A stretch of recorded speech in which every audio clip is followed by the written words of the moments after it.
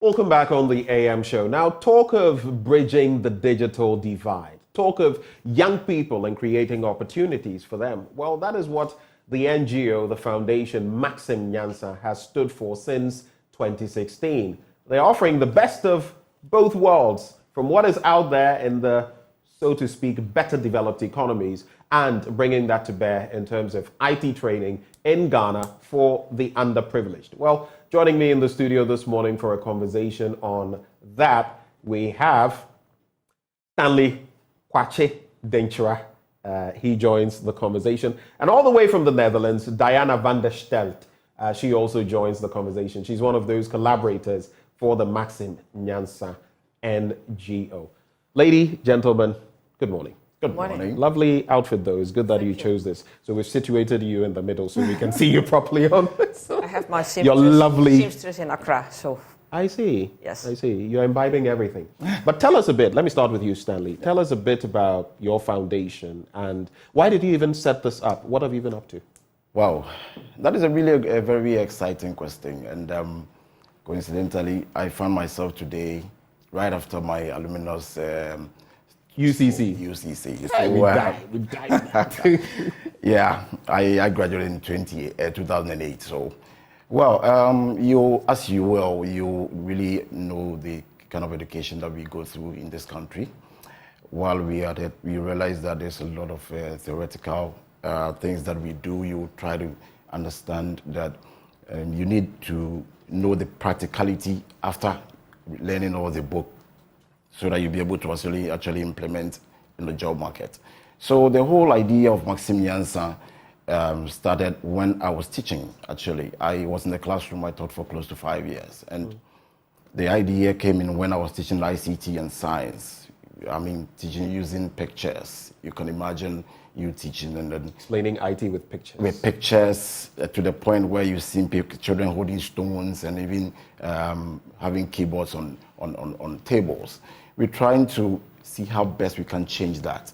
So the whole concept of Maxim Nyansa started with that. And then we also came up with an idea where you have graduates who have come out from the university who do not even know exactly what to do, to see how best they can actually come into the fold where professionals will train them to actually fit into the job market or also become entrepreneurs. That is the whole idea that started this organization. Yeah. I'm curious about the name Maxim Nyansa. Yeah. Just give us a quick breakdown. Why Maxim Nyansa? Nyansa, knowledge. Maxim from what? Maximum? All right. So when we founded this organization, and I was together with Diana in the Netherlands, we sat together. We decided to make sure that the name of the organization, it's local. We do not want just the English name, but also to make sure that the wisdom that is backing it is also actually comes out. So Maxim Nyansa actually means maximum wisdom. That's maximum what it means. wisdom. Yes. So you're combining, like you said, the best of both worlds. Exactly. Maxim from maximum in English, Exactly. and Nyansa from knowledge in Chi. Yeah. In terms of training programs, let me come to you, Madam van der Stelt. What programs do you offer? How does one qualify? You have collaborated with Maxim Nyansa on this. How does it go? Well, we have programs for schools. There we have schools that can be the private schools in villages, but also schools in the cities who want to do a learning transformation program, as we call it, with us. A whole integrated program for schools where we help them to lift up the level of education and make it more practical, particularly for the children, so they understand more of what they learn, not just, read from a book and then you write an exam, and then if I call you 3 months later, you probably have forgotten what you learned about these biology chapters. It's the same for all of us. So that's like practical training programs for the teachers, and then the teachers will work with the children. That's school program. Then we have various programs for graduates, high school graduates. We do a practical training to become a hardware repair engineer or IT service personnel. You can start your own business. And then we also have programs for young university graduates, like the ones from Cape Coast. So from all levels of the educational ladder, you have something to build these young people who maybe would end up on the streets or without any viable skills. Yeah, you give them something. They have a very good certificate. Like Cape Coast, we have various alumni also from Cape Coast University. In our bootcamp, they will stay for 3 or 4 months to get all the practical, hands-on and soft skills, as we call them, professional skills you also need in the job market.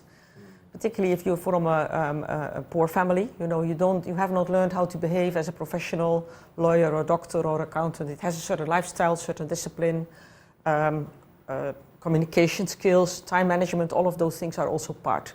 And a lot of practical, technical training that we do. And then people, when they are done with us, they go to a job. So she's spoken about what you contribute into the lives of these young people, and so from all levels of the educational ladder. But then after this boot camp, because this is sort of a boot camp, what then happens? Well, really a positive question. The whole idea, first and foremost, is to make sure that they have that entrepreneurial mind. As you know, there's a whole lot of unemployment, in this part of Africa. So you have an entrepreneurial mind where we make an effort to pair you and put you with a company on internship, first and foremost. A lot of people don't actually also know that they need to start with internship. Yeah. When immediately they complete university, I need a job. But you cannot just get up and have a job. You need to actually be properly trained. And so first, you must always have some level of internship. So after our training, we make sure that our trainees are having that level of internship first. And these internships, most of them lead to their full-time jobs, and then they become the professionals in that circle. Yeah. Now, tell us about your learning transformation program and how schools even get to qualify, because this is assistance you're basically giving the products of these schools. But what is the program and how do they qualify? All right, excellent. So I started by saying that I was in the classroom for close to 5 years. Now, the idea is to make sure that schools are first and foremost equipped. So we make a choice of a deprived community, depends. So what we do, we have a quick scan. When communities contact us or schools contact us, we have what we call a quick scan that you go through. You answer some questions. We want to make sure that the community that the school are actually in for the program. Because sometimes you take this program like this to a community or a school and the authorities may not even want it. But this is something that is bridging the digital divide. So we give you a quick scan first. You answer some questions where we assure that the heads of the school, stakeholders are all involved. And then there are certain areas that they also need to contribute. And so once they meet that criteria, then we are in for business. I see. The buildings have to be in a good shape, right? Because we bring also slightly used computers from the Netherlands. It's one of my which is one of those collaborations. Yes, it's a partnership we have with a support foundation in Europe. A lot of volunteers are involved. People throw away their machines very quickly in Europe and replace them by new ones, mobile phone or laptops and so on. So we get those. We ship them to Ghana, to the Maxim Nyansa Foundation, and then we bring them to these schools. But if the building is not in a good shape, ventilation, temperature, electricity. Some schools are still under a mango tree in the Volta region, So if you will go there, we'll tell them, first put up some sort of structure, and then after 2 years, when you're done, we'll come back with the computers. Tell us then, since you started on that trajectory, about your digital library. Yeah, when we started, we have always these ideas how to help young people to move forward in life. I thought if we have a digital library online, if we develop some curriculum and it's free, then we can also share it with other partners in West Africa. And we've been doing that. We've been opening branches also in other ECOWAS countries. And then the schools closed during the pandemic, and we were not able to do any school projects. So we just, fortunately, a few donors were ready to give us some money, and we built a digital library and put all the resources that we had been collecting in there. So they can be used by the schools, but also by our partner organizations in other West African countries. Mm-hmm. And these are open source materials. You don't need to pay anything for them. Now, it's interesting that you're collaborating with them because they have some resources we need, and we're using it to the benefit of society. But projects of this nature require a lot of such collaborations. How have you navigated these waters? How can other schools benefit from this? Yeah. Foundations programs. Yeah, it's been really amazing, and our collaboration with Climbing the Right Tree Foundation in the Netherlands. Climbing the Right Tree. the reality is that Climbing the Right Tree name actually was coined from Maxim Nyansa. If you look at our logo, it's an Adinkra symbol. That means that when you climb the right tree, you get the right push. And so they offer Diapano. Piano. Exactly. So that is how Climbing the Right Tree came out of Maxim Nyansa.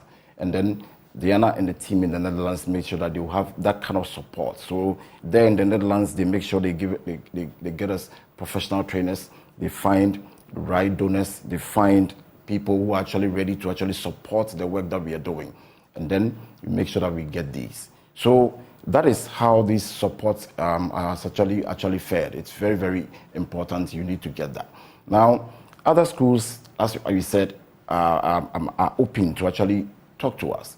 As we speak, we have a lot of some of the members of parliaments that are actually working with us. You have a huge waiting list. I have of course, I cannot handle it all. The numbers are so huge, but we handle it one step at a time, as and when we're able to get enough resources to be able to deal with it. Right. So that is how we've been moving. We have a lot of people who are supporting. Right. We have to run. We're out of time. Yeah. But just your parting words and maybe any final message to corporate bodies. Yes. Briefly on that. All right. So Maxim Nyansa, our doors are open. We're actually looking for collaboration with corporate bodies to be able to help deprived schools to also be able to set up ICT labs in that order. And just this morning, we're actually going to open one that we've held assisted Francois cluster of schools, children of about 3,500 population without any ICT lab. And we've been able to put one together for them with about 40 computers. We are giving them an e-library with tablets in addition. And that is going to be opened this morning. So we call upon every... So that's what's happening this morning? That is what is happening this morning. Final words?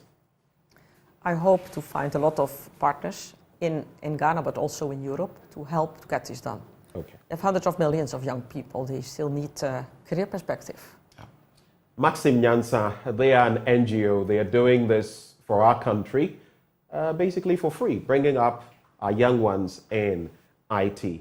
Let's support in the best ways we can. Joining us in the studio, those who have been here, co-founders Stanley Kwache Denchura. Thank you for coming, Stanley. And then Diana van der Stelt, who is helping all the way from the Netherlands here in Ghana, offering her support. Thank you for coming. Thank you. Well, coming up next, we'll be telling you about the Renault Ray. It's a conversation on their newly launched mobile service van. If you know a bit of Spanish, you would know that Ray means king. Well, it's not the king of service vans. We'll be telling you more about that after the break.